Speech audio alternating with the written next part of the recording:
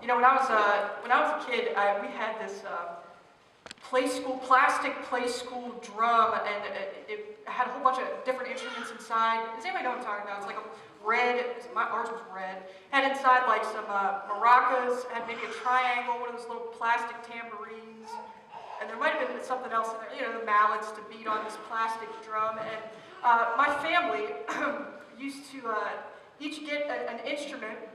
My mom, my dad, my two older brothers, and myself would each get an instrument, and we'd line up single file in the house, and man, we would march around that house, beating whatever instrument it was, shaking away the whole house. Man, we were a family band. This was serious, folks. And we were marching around the whole house. We'd do this for a while. And we would march around, and what the best part about this is, not only when I was a child, but rather recently, we did also do this. My brothers are like 33 and 38 or something like that. My parents, we all, you know, get one of these instruments and march around. I mean, it was fun. I mean, we were a family band. That was an awesome memory, and that's why we didn't throw that toy away. You know, that's like the only play school toy that's still in the house. So, and then after that childhood first experience, then I got to 5th grade. I joined the 5th grade Fayetteville Elementary School 5th grade band. There was, you know, 8 of us, and I was played the flute.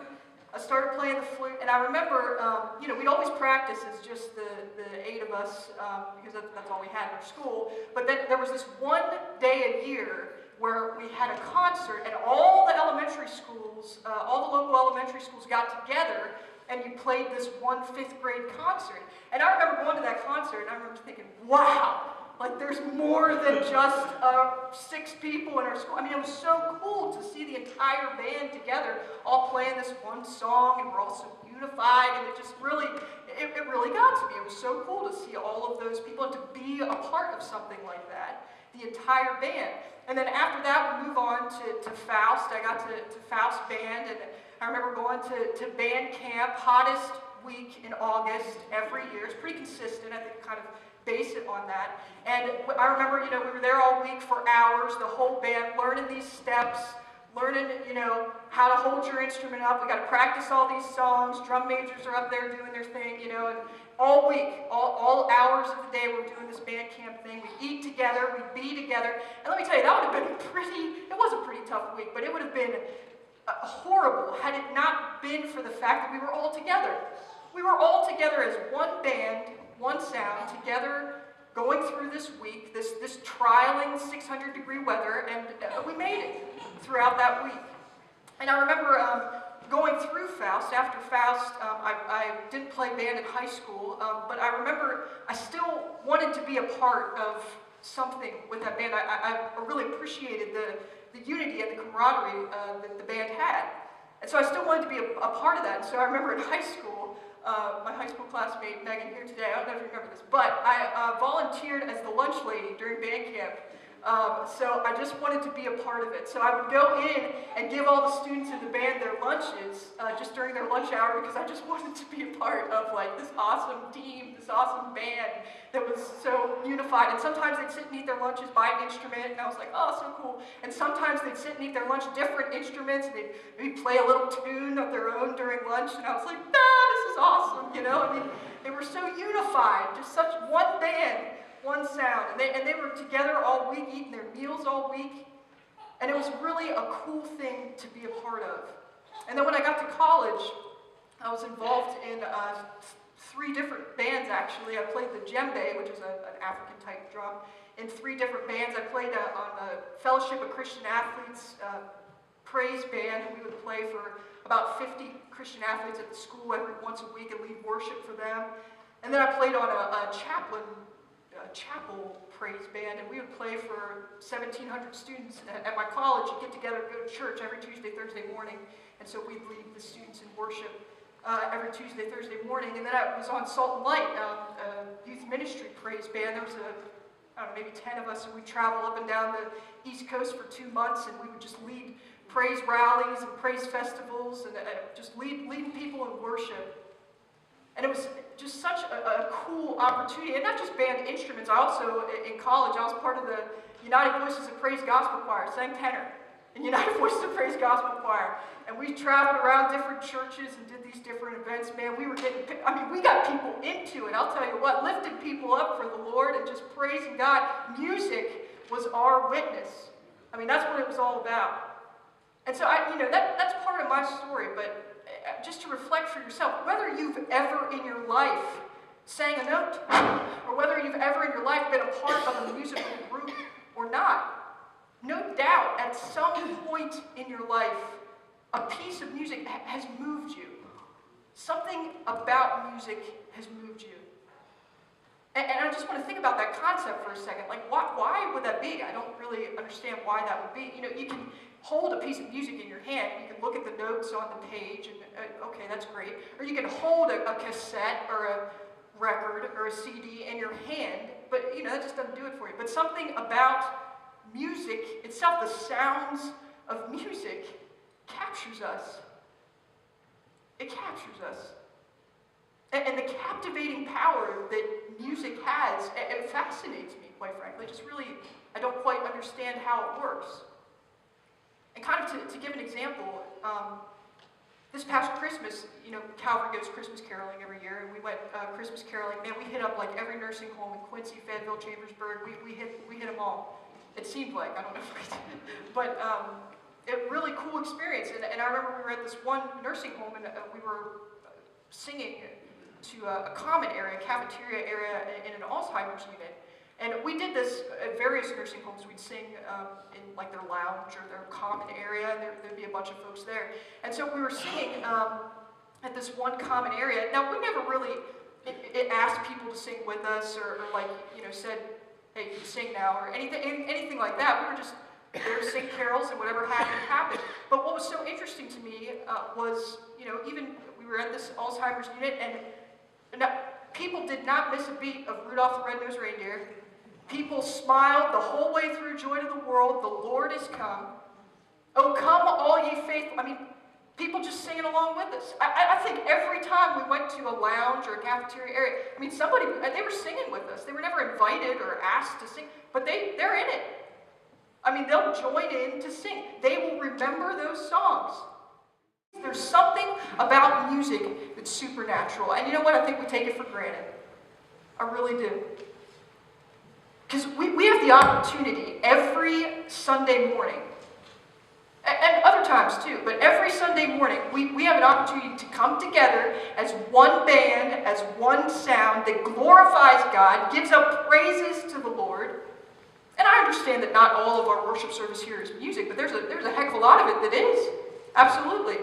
Music is a huge part of our worship to God, and unfortunately, there's this robotic complacency that has plagued congregations around the world, that they come to this place and they sing with no heart, and they come to this place, they'll hear this music with no passion and no unity at all.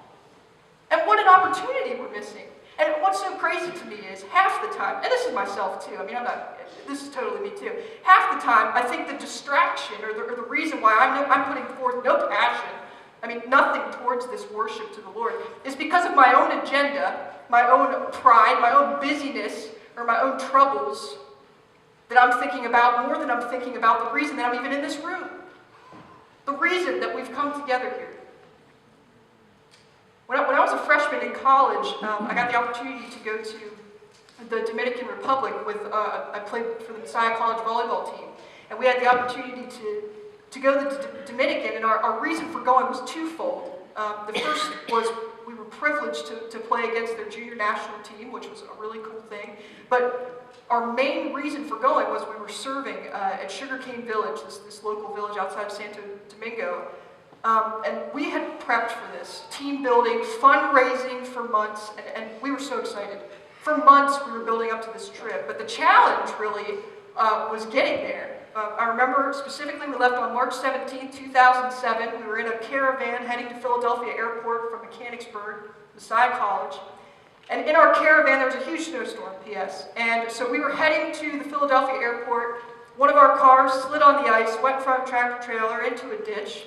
That's three of our players right there. So thank God minor injuries were suffered. So we finally get to Philadelphia Airport after some other things along the way. We get there to find that we're in line with about 1,000 other people. It was like 1,000, 1,500 others. We waited in line for 12 hours. And here's the interesting part of the whole thing, was we were at that point where as soon as you get in the door, that's where the line was. So we couldn't get food because we hadn't gone through security. So there's no food to be had in the building, and it's a complete, snowstorm outside, so we can't get any food from outside. So we're pretty hungry. Just waiting in this line for 12 hours with 1,000 others. And then we found out after those 12 hours, the plane left without us, so that was cute. And then we didn't have we really didn't have much extra money because this trip was all inclusive, so we didn't really bring a lot of cash with us. Furthermore, none of us had our cell phones. We had one cell phone between the whole team, staff, and managers. So we were going to the Dominican, and they said, don't bring your cell phones, don't bring your chargers, you don't need them. So to even contact our families, we were talking in like 2 seconds, we were rationing the seconds to talk to our families. And we were pretty angry. We were pretty angry, we were pretty hungry. We were pretty cold because we only brought like Dominican clothes, so I had like a long sleeve tee and shorts, so that was nice. And we were exhausted. And so at the end of this whole thing, that we finally were able to get to this Ramada Inn that was right close to the Philadelphia airport. And so when we all got there, we were in the worst moods ever. And I remember my coach just yelled, I think, down the hallway wherever we were in this hotel, and she goes, team meeting, right now, my room. We were like, oh, great, this is wonderful. So we all piled into this teeny tiny hotel room. The whole team's in there, staff, managers, everybody. And she said, this is all she said. She said, I know that we don't have any instruments, but we need to worship right now. And as soon as she said that, one of the girls on the team just started singing. And then the rest of us all joined in, and we were just in that room, completely exhausted, offering up our praises to God Almighty, thanking Him for His faithfulness, and thanking Him for His loyalty, and just seeing God in the midst of a really not that great day. And we were just offering up all we had to God, and we worshiped, and we worshiped, and we worshiped, until we were so exhausted that we couldn't even sing anymore. We were just crying so hard that we couldn't get out another word. God met us in that moment through our worship, through our song. God met us in that moment. Man, we rattled off 13 scriptures or something to you today. A lot of those written by David. David wasn't always on the top of the world, but David wrote that. David even said it's the longest book in the Bible. There's songs that David offers up in the midst of horrible circumstances. Yet he still sees that God meets him in those places. I mean, you take a look at Luke chapter 1, verse 46. Mary, as soon as she finds out, hey, by the way, you're going to be the mother of the Son of God. I mean, I'm sure that's a bit scary.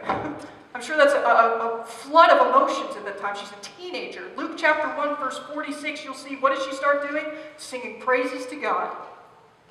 All throughout our emotional spectrum, there is an opportunity for us to acknowledge music and to see the supernatural power that God has to meet us in these places. Old and young people, rich and poor people, rural and urban people, conservative and liberal people, you name it. Everyone has some sort of appreciation or acknowledgement of music. This time every Sunday morning is the opportunity to come together and to allow God to meet you, to allow God to come into your heart and to come and move you, like Devin was saying, just to move you. Because sometimes we just need to worship right now. One band, one sound. Let's pray together.